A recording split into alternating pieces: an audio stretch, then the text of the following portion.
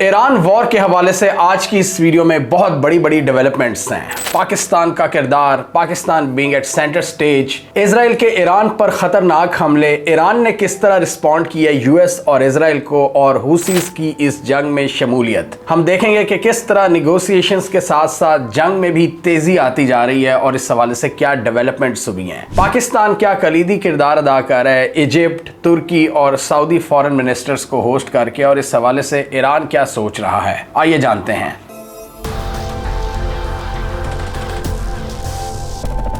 पाकिस्तान ने जंग के दौरान एक बहुत बोल्ड मूव लिया है और टॉप मीडिएटर के तौर पर इमर्ज हुआ है, जिससे बहुत से ममालिक को काफी मसाइल भी हैं, भारत और इजराइल को। भारत ने तो क्लियरली अपने तहफ़्फ़ुज़ात का इजहार किया, उनका मीडिया भी चीख उठा है, हमने इन वीडियोस में डिस्कस किया था, और जयशंकर की लैंग्वेज पाकिस्तान के बारे में वो भी हमारे सामने है। और इन एफर्ट्स से ना सिर्फ भारत बल्कि इजराइल को भी थोड़ी सी प्रॉब्लम हुई थी और उन्होंने पाकिस्तानी एम्बेसी के करीब स्ट्राइक की थी तेहरान में, जिसका जवाब पाकिस्तान ने कैसे दिया था वो आप इस वीडियो में देख सकते हैं। पाकिस्तान ने कहा था कि हम कतर नहीं, अगर हमें कुछ कहा गया, अगर हमारे किसी एसेट को तंग किया गया तो हम तुम्हारी बैंड बजा देंगे दुनिया के किसी भी कोने में। We will beat the hell out of you. लेकिन जितनी पाकिस्तान की ये एफर्ट्स कामयाब होंगी उतना ही पूरी दुनिया को फायदा होगा। अब हम देख रहे हैं कि इस कॉन्फ्लिक्ट के हवाले से जो की ममालिक हैं उनके फॉरेन मिनिस्टर्स पाकिस्तान पहुंच गए हैं। सऊदी अरब, तुर्की के फॉरेन मिनिस्टर और मिस्र के फॉरेन मिनिस्टर, और इसहाक डार ने इनके साथ डिटेल कन्वर्सेशन की है, कंसल्टेशंस की हैं, और इस हवाले से इन सारी रियासतों ने इस बात पर इत्तफाक किया है कि जंग को खत्म होना चाहिए। तुर्की के फॉरेन मिनिस्टर की बात करें तो इससे पहले उन्होंने एक इंटरव्यू दिया था और उसमें उन्होंने क्लियरली डिफाइन किया था कि तुर्की इस हवाले से क्या सोच रहा है। विदाउट इफ्स एंड बट्स उन्होंने इजराइल को ब्लेम किया कि इस जंग का और इस इंस्टेबिलिटी का सबसे ज्यादा फायदा इजराइल को हो रहा है, और उन्होंने कहा कि तुर्की भरपूर कोशिशें कर रहे हैं कि अरब ममालिक ईरान के साथ डायरेक्ट कॉन्फ्लिक्ट में ना चले जाएं। उन्होंने कहा कि तुर्की ये समझता है कि अगर ऐसा हो गया तो ये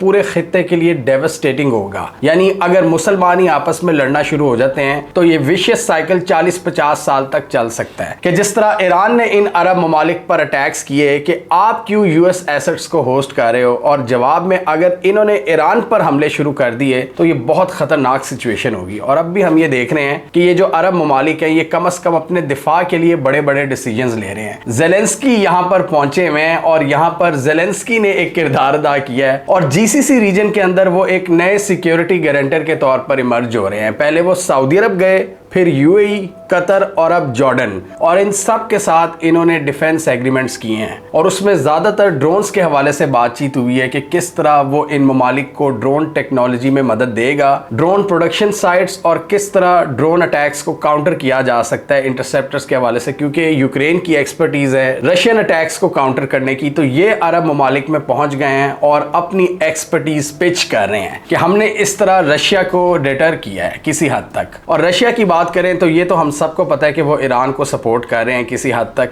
और उसकी डिटेल्स अभी किसी के पास नहीं है। लेकिन ज़ेलेंस्की के मुताबिक कुछ की साइट्स पर जो हम अभी आगे देखेंगे, जो यूएस बेसिस हैं उनके कोऑर्डिनेट्स रूस ने ईरान को प्रोवाइड किए हैं, यानी ईरान के एक्यूरेट हमलों में रशिया ने इनकी मदद की है। ये अब ज़ेलेंस्की कह रहे हैं कि हमारी इंटेलिजेंस ये कह रही है। इससे हमें ये भी आइडिया होता है कि कौन किस साइड पर खड़ा है, रशिया, ईरान और चाइना, जबकि दूसरी तरफ यूक्रेन, ये वेस्टर्न ममालिक और इजराइल, जबकि पाकिस्तान और तुर्की एक मीडिएटर का किरदार अदा कर रहे हैं जिनके दोनों कैंप से ताल्लुकात हैं। इन बातचीत की बात करें तो बहुत से एक्सपर्ट्स के मुताबिक यहाँ ईरान के फॉरेन मिनिस्टर को भी होना चाहिए था पाकिस्तान में, क्योंकि ईरान भी एक मेन स्टेक होल्डर है। लेकिन इस हवाले से पाकिस्तान ने एक और अच्छा इकदाम ये किया है कि ईरान के प्रेसिडेंट को एतमाद में लिया है। शहबाज शरीफ की मसूद पेजेस्किन से तफसीली बातचीत हुई है और उसमें शहबाज शरीफ ने कहा है कि हम ईरान की सॉवरेंटी को सपोर्ट करते हैं और इजराइल के अटैक्स को कंडेम। उन्होंने कहा कि मुश्किल की इस घड़ी में ईरान के बहादुर लोगों के साथ पाकिस्तान शाना बिशाना खड़ा है, और ईरान में जो बड़े पैमाने पर सिविलियन लॉसेस हो रहे हैं उस पर हम इजहार अफसोस करते हैं ईरान के साथ। और शहबाज शरीफ ने यह भी कहा कि हमारी जो बातचीत चल रही है मुस्लिम ममालिक से, उस हवाले से भी हमने तफसीली बात की है ईरान के प्रेसिडेंट के साथ, और उन्होंने पाकिस्तान का शुक्रिया अदा किया इस रोल के हवाले से। और पूरे दुनिया की मीडिया की बात करें, स्पेशली ये वेस्टर्न मीडिया, यहाँ पर पाकिस्तान छाया हुआ है। वॉल स्ट्रीट जर्नल क्या लिखता है पाकिस्तान के बारे में, एक टॉप जरीदा है अमेरिका का, वो कहता है कि Pakistan once isolated bye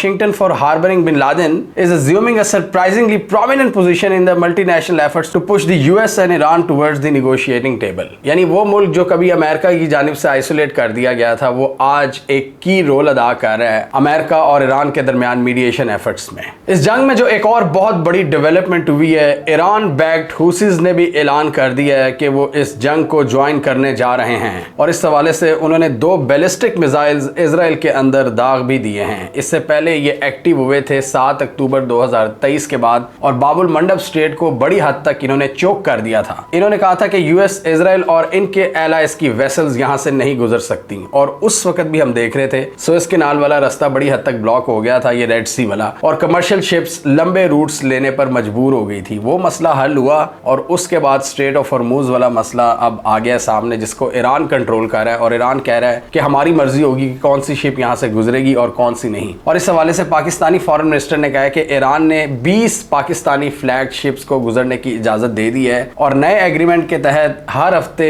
2 Pakistani flag ships यहां से गुजरेंगी। पाकिस्तान इस वक्त वो वाहिद मुल्क है जो सारे कैंप्स के साथ बेहतरीन ताल्लुकात एंजॉय कर रहा है। चाइना या यूएस का कैंप हो या सऊदी ईरान का कैंप हो, हर तरफ पाकिस्तान ने बनाकर रखी हुई है और पाकिस्तान इस सिचुएशन से मैक्सिमम फायदा उठाने की कोशिश कर रहा है। और हम ये भी देख रहे हैं कि स्ट्रेट ऑफ हॉर्मूज की बंदिश की वजह से पाकिस्तान की जो कराची पोर्ट है उसकी अहमियत बढ़ गई है और बाबुल मंडब स्ट्रेट के जरिए जो ट्रेड आ रही है वो इस वक्त कराची पोर्ट को फौकियत दे रही है, क्योंकि इसके अलावा उनके पास कोई और ऑप्शन नहीं है। और चाइना के साथ पाकिस्तान का जो सी पैक है, ऐसे लगता है कि उसकी अहमियत अब मजीद बढ़ने जा रही है, क्योंकि अब ये शॉर्टेस्ट रूट, इसकी अहमियत में मजीद इजाफा होगा और कम से कम चाइना और पाकिस्तान इससे भरपूर फायदा उठाने की पोजीशन में है। तो हुसीज का ये ऐलान जंग इजराइल के लिए एक और बहुत बुरी खबर है, क्योंकि इजराइल मल्टीपल फ्रंट्स पर लड़ रहा है और इसी वजह से आईडीएफ के चीफ का भी ये बयान आया था कि इजरायली फोर्सेस बहुत हद तक एग्जॉस्ट हो रही हैं। वो इतने फ्रंट्स पर लड़ रही हैं कि उन पर दबाव बहुत ज्यादा बढ़ चुका है और रिजर्विस्ट की कैपेसिटी भी स्ट्रेच हो चुकी है और आईडीएफ अपने ही वजन तले दब सकती है,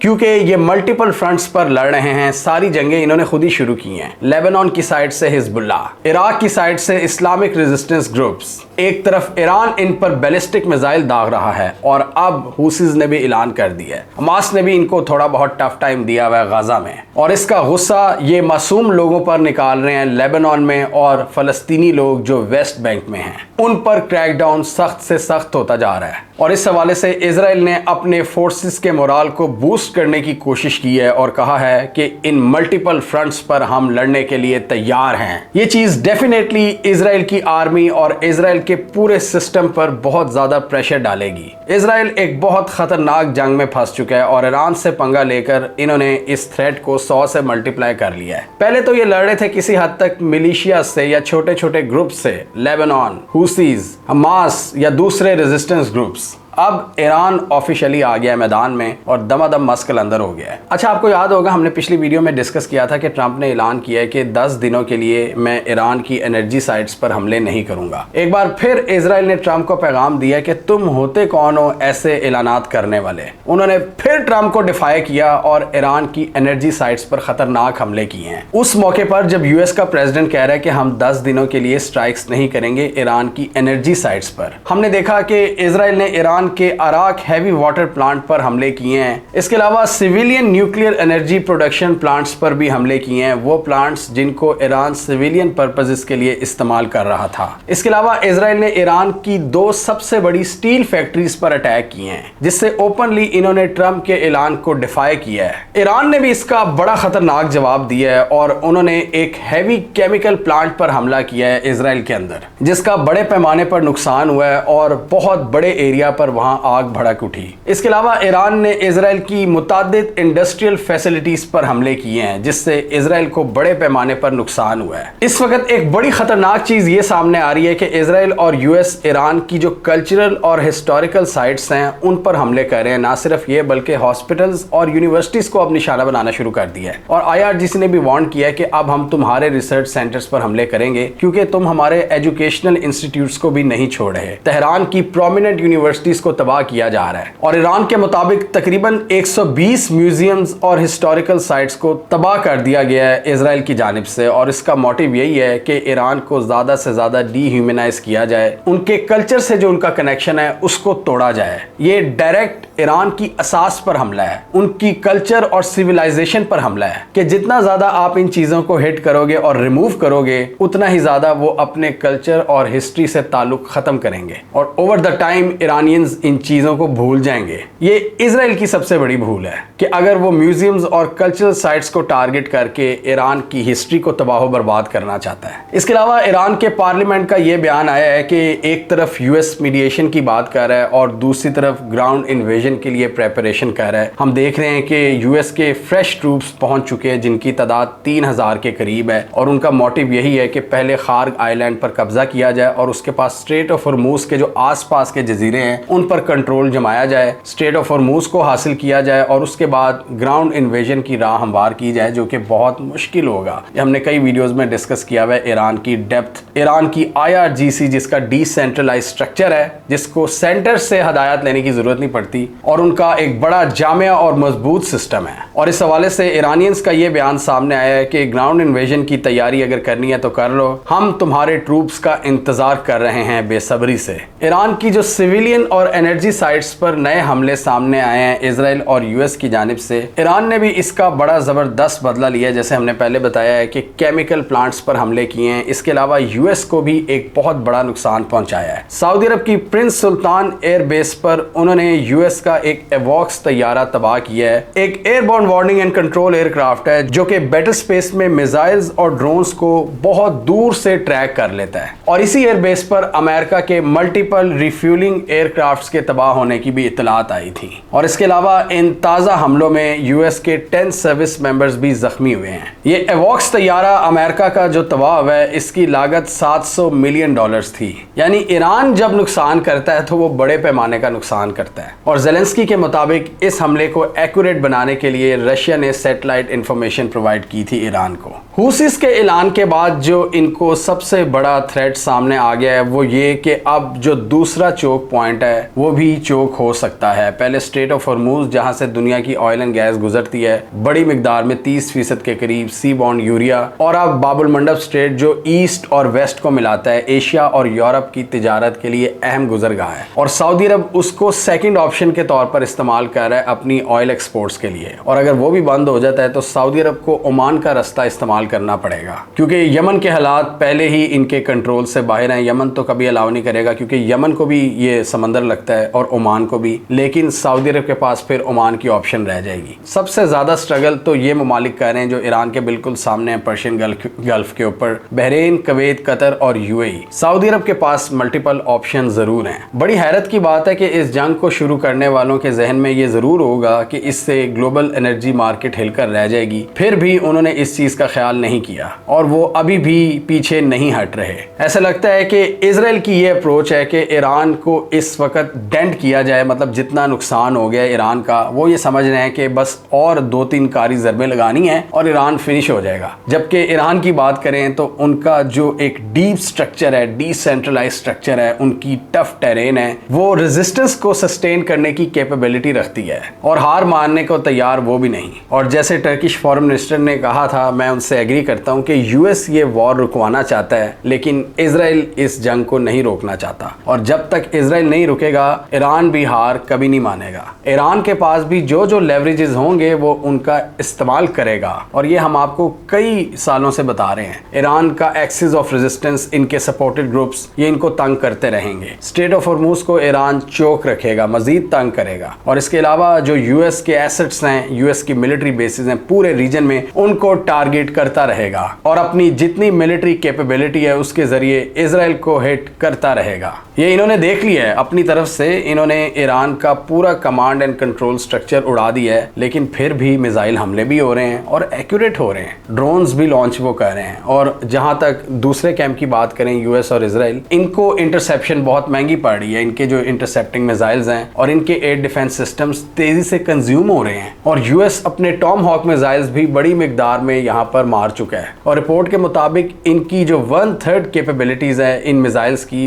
वो इनको इस्तेमाल कर चुका है। और इनकी प्रोडक्शन के लिए जो की मटेरियल है वो कहाँ से आता है? चाइना से, रेयर अर्थ मिनरल, और वो चाइना ने इनको बैन किया हुआ है। तो एक तरफ चाइना की रेयर अर्थ मिनरल की अप्रोच देखें, वहां भी सुपीरियॉरिटी है और यहाँ पर भी चाइना ईरान के साथ एक नई इक्वेशन सेट कर रहा है कि हम टोल टैक्स लेंगे, वो भी युआन में। और इसके अलावा चाइना बड़े आराम से बैठकर अमेरिका के जो मिलिट्री पैटर्न्स हैं उनको भी स्टडी कर रहा है। चाइना एक गोली चलाए बगैर इस वॉर को जीत रहा है या फ्यूचर कॉन्फ्लिक्ट को जिसमें अमेरिका इनसे पंगा लेने का इरादा रखता है। चाइना स्ट्रेटेजिकली यहाँ पर अपने मूव्स खेल रहा है ईरान और रूस के साथ मिलकर, और यूएस एक बेबसी के अंदर ईरान पर हमले करी जा रहा है और मार भी खाई जा रहा है। हमें ये तो पता चल गया है कि यूएस एक सुपर पावर नहीं, कि इजराइल के दबाव पर वो इस जंग में आए हैं और निकल नहीं पा रहे, जबकि उनका प्रेसिडेंट डेस्परेटली निकलना चाहता है इस जंग से। जब वो कहता है कि हम बातचीत कर रहे हैं तो इजराइल अटैक कर देता है। जब वो कहता है कि हम 10 दिन तक हमले नहीं करेंगे एनर्जी फैसिलिटीज पर, इजराइल हमले कर देता है। तो यहाँ से हमें बेबसी नजर आती है ट्रम्प साहब की। इससे ट्रम्प की अपनी सपोर्ट बेस जो कि यूएस की इस्टेब्लिशमेंट के लिए एक थ्रेट थी,